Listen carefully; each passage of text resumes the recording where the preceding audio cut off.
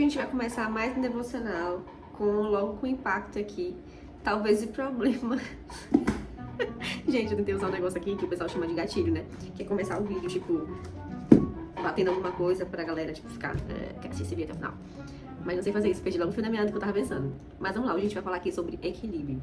E talvez, minha amiga, o problema, né, de você não estar chegando onde você quer, no seu dia a dia, não seja o que você está fazendo. Ou o que você não está fazendo, mas o que você está fazendo em excesso. Você já parou pra pensar que o excesso, ele é uma desgraça na vida das pessoas? Ah, que palavra forte, uma hora dessa, né? Pra mim aqui são 4 horas da tarde, não sei pra vocês. Mas vocês já perceberam que tudo em excesso faz mal? Sabe aquela pessoa que entra no ônibus às 5 horas da manhã, muito cheirosa e incomoda todo mundo? Ela não tá mais cheirosa, ela tá incomodando. Porque o perfume tá demais. Então, até pra passar perfume, a gente tem que ter equilíbrio, né? E a gente vai conversar sobre isso enquanto eu vou aqui tirar o esmalte do meu alongamento, que já tá, ó, crescendo, não, de arrumar. E a gente vai falar sobre equilíbrio. Então, se você tem interesse, fica até o final do vídeo que a gente vai conversar sobre tudo que eu aprendi com a vida de Jesus, né? Sobre equilíbrio. Primeiro ponto, amigas, é que Deus é um Deus de equilíbrio. Quando Deus criou o mundo lá em Gênesis 1, se vocês quiserem dar uma lida lá depois, cara, Deus cria tudo certinho, sabe? Se ele criou o dia, ele criou a noite. Se ele cria a luz, ele cria a escuridão. Se ele cria a terra, ele cria o mar. Então havia equilíbrio. Nada era demais. E no final de tudo, Deus fala, olha, vi que era bom. Então ele vai contemplar aquilo que ele se esforçou pra fazer. É muito que a gente vê no nosso dia a dia, né? Hoje, a gente não tem tempo de contemplar nada. Faz, já tem a próxima coisa pra fazer. Conquistou, já tem a próxima coisa pra conquistar. E com a vida de Deus, com o jeito como Deus criou, a gente percebe que é necessário ter o tempo de fazer e o tempo de contemplar e descansar aquilo que foi feito. Qual foi a última vez que você de fato celebrou uma conquista? Eu não tô falando, sabe, de passar numa faculdade, sabe, aumentei o meu salário, mas de coisas do dia a dia. Ai, comecei um hobby novo, consegui controlar algo no meu temperamento, que era algo muito difícil pra mim. Consegui fazer minha primeira compra do meu salário. Então, cara, você tem celebrado, contemplado as coisas que Deus tem feito em sua vida e as coisas que você tem construído? Será que o que você tem construído realmente é pouco ou você perdeu a habilidade de contemplar diante de tanto de coisas que você deseja? O excesso, né, de desejo traz até uma frase que eu gosto muito de dizer, né, que é o desejo de ter e o ócio de possuir. A gente quer, e quando possui, acabou a graça daquilo ali, vamos pro próximo. E a gente fica obcecado, não no processo de conquistar, mas de chegar lá. E nisso, muitas pessoas se perdem, né? Muitas pessoas esquecem de desfrutar dos processos, de desfrutar da vida. Tem coisas que são construídas assim, da noite pro dia, né? E tem coisas que demoram anos. Se você não for viver esperando acontecer certas coisas, você vai perder tudo. E tempo, gente, não se compra. Tempo não volta. Cara, você pode conquistar um monte de coisa, mas o teu tempo que tu gastou hoje aqui, que tu investiu nisso, que tu não aproveitou, não vai voltar não, amiga. Ou amigo, né? Não sei se tem aqui garotos assistindo. Eu tô olhando aqui pro lado porque eu fiz uma colinha, né? Então Deus, ele não criou o caos, ele criou ritmos. E aí, a gente também percebe que Jesus, ele também era dessa forma. Lá em Lucas 5,16, fala que Jesus se retirava pra orar todos os dias, né? Tipo, Jesus curava, Jesus consolava, Jesus ficava com a multidão, mas ele orava todos os dias. Então Jesus tinha equilíbrio entre várias esferas da vida dele. Observation, Jesus também tinha um emprego, ele era carpinteiro antes de tudo isso, né? Antes de ele servir ao ministério dele integralmente, né? Que Jesus viveu integralmente para o ministério de Deus, né? Gente, tirei aqui a cor do meu alongamento. Tô em dúvida se eu coloco uma cor mais forte ou uma corzinha, tipo assim, só pra fazer uma graça, né? Só que é a cor do meu serviço e pensei também em usar combinando. Enfim. Então tá, Jesus ia todos os dias, fazia esse momento de oração todas as noites, né? E ele fazia muitas coisas, ele curava, ele servia. E em Marcos 6,31, Jesus também fala que ele repousava, porque tem um momento que ele fala, vinde e vamos repousar um pouco. Jesus conhecia os limites humanos, porque ele era uma pessoa, né?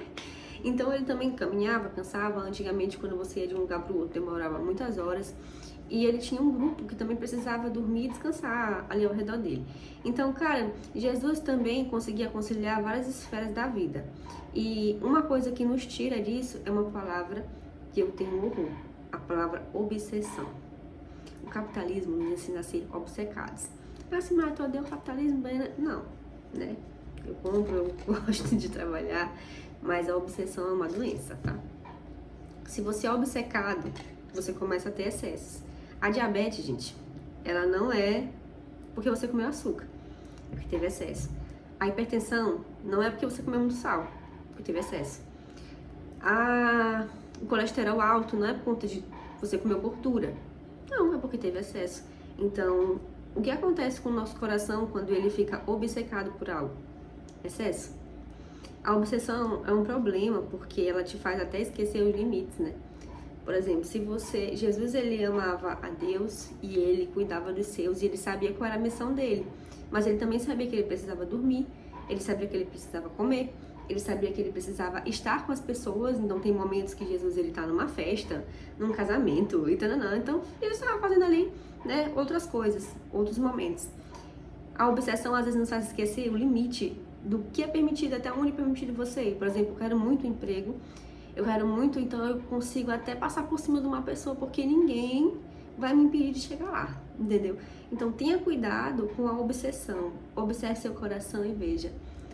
Hoje se prega muito isso, né? Ah, você tem que ser tanana, tanana. Pra quê? Pra você trabalhar até morrer? Que você viu o capitalismo, né, dessa forma? Dinheiro não é pra ser o nosso mestre, é pra ser o nosso servo. Como é isso, Silmara? Você trabalha pra viver e não viver pra trabalhar. E a gente vive com essa ideia de sucesso ser você ser o máximo ocupado. Não. Quem tem sucesso é quem consegue ter tempo, porque tempo é dinheiro.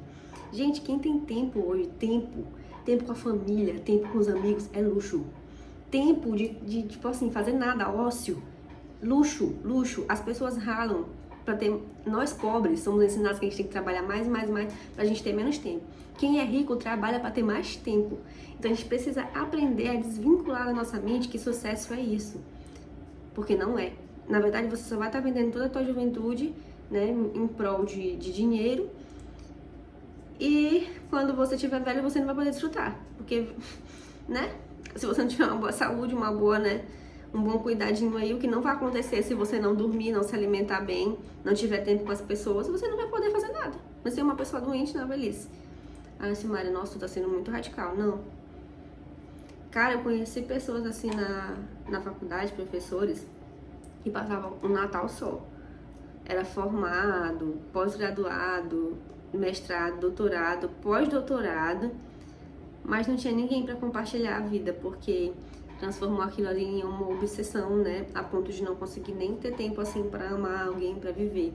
Se é isso que você quer, tudo bem, mas esteja consciente de que esse vai ser o seu para sempre, né? Trabalhar, dedicar aos estudos e tudo mais, vai ser o seu para sempre se você transformar isso não em um objetivo, mas em uma obsessão. E aí, esse é o para sempre que você quer?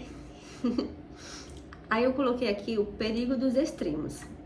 Trabalhar demais gera esgotamento físico, descanso sem propósito gera acomodação.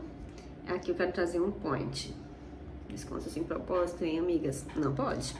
Cara, descansar é diferente de ser preguiçoso. Vamos lá, vamos comigo. Descansar é bom, ter tempo de qualidade, mas estudar é necessário pra gente sair do limbo, né? Pra gente sair da pobreza. Se a gente não tiver aí uma habilidade de dançar, de fazer alguma coisa, alguma arte, se você não tem, meu amigo, teu negócio é estudar. E aí, o equilíbrio entre isso, sabe, entre o tempo de descanso, Deus, ele não só ficou descansando, né, ele fez algo, depois ele contemplou. Então, eu não tô falando aqui dizendo que é errado você se esforçar por algo, tô dizendo que é errado você não entender que existe um tempo para cada coisa. Tanto é que em Eclesiastes 7,16 diz assim: nem sejam demasiadamente justos, nem demasiadamente sábios. Então ele tá falando que tudo em demasia, até as coisas boas, é ruim. Por exemplo, descanso é algo bom, não é? Descanso é ruim? Não, descansar é bom, faz bem pra gente. Mas se você tá aí, não tem nada, e vive para descansar, não construiu nada, tá descansando do quê? Um minuto de silêncio. Se você não construiu nada, você está descansando do quê, gente? A gente precisa ter nossos objetivos, né? E realmente estar disposto a fazer algo por eles. Objetivos sem um plano, né? Vamos lá, isso aqui é muito importante. Você tem um objetivo, o que você vai fazer para alcançar isso? Você vai estudar? Você vai começar a postar no YouTube? Você vai começar a escrever o seu livro? O que você vai fazer? Defina seu objetivo, defina quais são as atitudes que você precisa para chegar lá. Defina o tempo em que você precisa de ócio para refletir, para ser criativo, para entender a sua vida, né? E gente sem propósito é levada para qualquer lugar. Então você precisa primeiro entender o que você quer, o que você está querendo, né? Porque assim, gente, não adianta ter equilíbrio externo, não vai acontecer se não estiver dentro de você, né? Você precisa entender o que eu tô querendo fazer, onde é que eu quero chegar, como eu me vejo daqui a 5 anos. E gente, eu estudo, eu trabalho. Eu também tenho uma família, sou casada. Eu escrevo um livro e eu faço arte e várias coisas. Eu faço várias coisas mesmo, mas assim, eu tenho sempre tirado um tempo de descanso. E também eu faço essas coisas que fazem parte daquilo que preenche meu coração, né? Não são coisas aleatórias. Por exemplo, eu ser escritora é um sonho. O sonho da minha infância, da minha vida, é escrever um livro que vira um best-seller. E eu sempre achei que isso era uma coisa totalmente distante, então era uma coisa que eu negligenciava. O meu trabalho é o meu sustento, é de onde eu tiro o meu pão de cada dia. Eu gosto de fazer o que eu faço, eu sou desenvolvedora, sou cheia de dados, um monte de cálculo, bem assim, ó, doidinha, doidinha, doidinha. Mas eu gosto de fazer o que eu faço, eu estudo, eu me dedico, mas houve um tempo da minha vida em que eu respondia 90 questões por dia. Eu tive um problema, né, psicológico. Tô rindo, mas é sério, gente. Tive problema psicológico, eu tive um apagão, esqueci tudo que eu tava fazendo, esqueci meu nome. Até hoje eu tenho dificuldade de lembrar como se escreve as palavras quando eu tô cansada. Devido a esse esgotamento que foi 100% assim, ó. Sumia as palavras, não tava buscando na minha cabeça e não conseguia formar uma frase. Ah, Simara tá falando de equilíbrio porque tu aprendeu no sofrimento. Exatamente, espero que você aprenda normal, né? Sem precisar passar por isso. Porque eu tinha muita sede de vencer, né? Tipo assim, eu falei pra vocês que eu tinha sonho de ser melhor por conta da pobreza. E eu via que o único jeito de sair daqui era estudando. Então eu pensei, não, vou me matar aqui porque eu sou jovem. Não deu certo, né?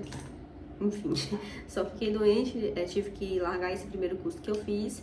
E hoje eu sou formada já em outro curso. O primeiro curso que eu fiz foi física. Nossa, gente, tinha um livro chamado Guidorize, né? Que é um livro de cálculo. Eu tenho, tipo assim, 3 capítulos desse livro respondido de cálculo. Porque eu era doidinha. Tipo, eu queria muito que as coisas fossem rápido. E eu não entendia que se você, né, quer ter saúde mental, às vezes você vai ter que ir um pouco mais devagar e constante. Devagar e constante. Então eu aprendi o equilíbrio entre descanso, que era o que Jesus fazia, né? Ele tirava aquele tempo ali com Deus, e entre ser produtivo, quando ele estava lá curando, pregando a palavra e tudo mais. E que o que Deus queria de mim não era que eu fosse perfeita, é que eu fosse excelente naquilo que eu fazia. A perfeição pertence a Ele. E eu entendi que era pecado eu querer ser como Deus, ser perfeita, ter controle de tudo. Só Deus pode ser perfeito. Se a gente é perfeito em algo, a gente vai deixar alguma coisa, né, imperfeita. E foi o que aconteceu. Eu era muito boa em cálculo, né? Tipo assim, arrasava. E aí, na minha mente, no meu psicológico, não tava bem. Então, fica aí pra vocês esse equilíbrio, né? De que mesmo as coisas boas, estudar é algo bom. Se você não tem equilíbrio, se transforma em um excesso e traz mal pra sua vida, né? E você não vai acabar não chegando onde você queria porque você tentou antecipar algo que era um processo, né? Zelo sem amor. Vamos lá. Zero sem amor, dona de casa, que não gosta de um cabelinho no chão, que não gosta de uma sujeirinha. E aí, quando o marido suja, ou os filhos, o ódio vem. Isso é zero sem amor. Ah, quando você tá no trabalho, alguém faz alguma coisa errada, você é muito zeloso e você já fica pensando como você vai arruinar aquela pessoa. Zero sem amor. E então eu queria deixar essa reflexão e por isso a gente precisa entender de onde vem os nossos reflexos, de onde vem os nossos excessos, né? Cara, eu tô vendo que eu sou uma pessoa que eu tenho muita dificuldade nisso. Então, de onde vem o seu excesso? Das redes sociais, de ver aquelas pessoas que acordam 5 da manhã, vão correr, e tananã, tananã, e tem 3 empregos, e não sei o quê. É daí? É da comparação? Poxa, eu ainda não sou melhor que fulano, então eu tenho que ralar até eu ser como fulano. Vem da cultura da produtividade, né? Tudo que eu tenho que fazer é produtivo. Qual foi a última vez que você teve um tempo de ócio? Opressão das pessoas. Esse aqui é um ponto que eu queria trazer, porque nem todo mundo, às vezes, tem o privilégio de ter uma família que apoia, né? Uma família que entende, que vai, né, esperar o teu processo. Às vezes as pessoas querem que, poxa, você vai, sei lá, estudar para um concurso de medicina, né? Concurso não, é vestibular de medicina. E é uma coisa muito concorrida, dificilmente uma pessoa passa de primeira. Então, você poxa, você passou um ano estudando, minha amiga, não passou. Vive para estudar, não passou. Pressão externa, às vezes, acaba fazendo o que a gente queira, dar um resultado que às vezes a gente não tá preparado, a gente precisa se esforçar um pouco mais, dar mais um passo. Não é porque pra fulano que é fácil fazer isso, meu primo passou no primeiro lugar em medicina em um dia, agora as pessoas estão falando, pô, por que você não conseguiu, não sei o quê. Amiga, não, menos. Cada um tem o seu processo e cada um tem o seu tempo. O tempo de raciocínio de uma pessoa para pegar um novo conteúdo é diferente de outro. E aí, a gente tem que escolher o que a gente vai decidir alimentar no nosso coração. Em Mateus 7, 21 e 23, se vocês querem ler todo, podem ler, mas eu vou trazer aqui só uma parte que diz assim: porque de dentro do coração dos homens procede todas as coisas, né? Tipo assim, tudo que vem nas nossas atitudes começa no nosso coração. Se a gente tem medo excessivo, né? Se a gente tem medo, a gente vai começar a ter atitudes de quem teme. Se a gente tem vaidade, desejo de ser visto, de ser aprovados pelos outros, nossas atitudes vão ser baseadas nisso. Se nós somos inseguros, a gente vai estar sempre tentando provar pra gente, pros outros, que a gente é capaz. E essa necessidade de aprovação muitas vezes leva as pessoas a lugares que não tem volta, sabe? Deixam sonhos, deixam objetivos, deixam coisas pra trás, simplesmente pelo desejo de ser aprovado. E eu queria trazer essa palavra para vocês, né? Eu trouxe aqui vários versículos da Bíblia, também trouxe reflexões da minha vida pessoal, mas para cada um vai ser diferente, tá, gente? Que eu tô falando aqui, né? Pode não ser que você se identifique ou ache que isso é uma verdade na sua vida, mas eu quero trazer a reflexão para que você não deixe, né, esses bichinhos comerem seu coração e te fazerem perder o hoje. Você talvez não tenha chegado onde você quer chegar, né? Talvez você ache que você não tá tão adiantado quanto os outros, mas desfruta um pouquinho de onde você já chegou. Olha para hoje, olha para as pessoas que você tem, olha para o seu dia, olha para as coisas que para você era impossível e hoje é uma coisa normal, né? Então, por favor, tira um tempinho e reflete, né, sobre o que você já chegou, o que você já alcançou, coisas que você já mudou no seu coração, que para você antes, cara, eu não queria mudar isso, e hoje você vê que você é uma pessoa diferente, melhor. Então, todos os processos que acontecem na nossa vida, eles vão nos levar a algum lugar. A questão é como a gente vai chegar nesse lugar. Como a gente vai chegar? A gente vai chegar bem? Vai chegar cuidado? A gente vai chegar pronto para receber essas coisas que a gente tanto lutou? Ou quando chegar já vai estar tão cansado que não vai conseguir nem aproveitar? Muitas pessoas falam muito pra mim que eu sou uma pessoa que vive muito agora, né? Mas nem sempre eu fui assim, eu tive que aprender isso, porque eu não me lembro de muitas coisas na minha vida, porque eu tava pensando que eu devia estar em casa estudando. Porque eu tava pensando que quando eu tava trabalhando, eu achava que eu tinha que estar estudando, enquanto eu estudando eu tinha que estar melhor no trabalho, e aí eu achava doidinha. Ó, a cabeça, cobrança, não sei o que você não era uma boa esposa, que não era uma boa filha, se eu não tivesse... Então, ó, o tanto de coisa para administrar. Então, se você não estiver presente no momento presente, tudo isso vai passar. E aí você não vai ter como trazer de volta esse tempo que você perdeu com a família, com os amigos, porque você estava pensando que você não era. Todos nós somos alguma coisa. Todos nós temos qualidades, todos nós temos pessoas que amamos e que nos amam. Então, desfrutem, né? O que eu queria trazer pra vocês é isso. Tenham esse equilíbrio, né? Deus não fez um mundo de forma desequilibrada, mas a nossa humanidade, o nosso pecado traz isso, né? Não sejam escravos do sonho dos outros e nem do que o mundo ao redor fala. Tenham seus próprios objetivos e sejam fiéis a isso, né? Sejam fiéis ao que vocês acreditam, um dia de cada vez, porque a gente nem sabe se o dia de amanhã vai chegar. Então, o que você tem é o hoje. Plante essas pequenas sementinhas um dia após o outro e tenha paciência para ver elas crescerem. E aí, amigas, como a gente teve aqui um papo, né, tal, sobre equilíbrio, eu queria que vocês deixassem aqui um conselho, né, nos comentários, que ajuda vocês a equilibrar o dia a dia de vocês. Quando vocês percebem que estão desequilibrados, os que estão assim, tipo, ai, droga, tô pensando demais. Coloca aqui um conselho que você achou que ajuda você para ajudar outras pessoas.